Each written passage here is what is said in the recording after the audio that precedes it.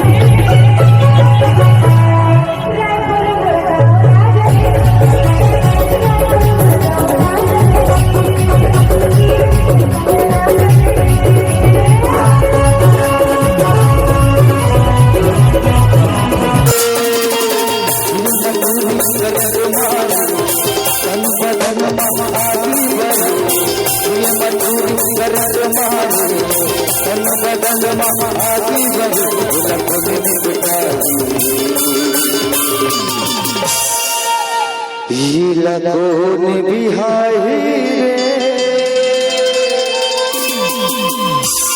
अरे सिस्टम भारीला कौन पर धाही रे, ये लगोन बिहारी रे सिस्टम भारीला कौन पर धाही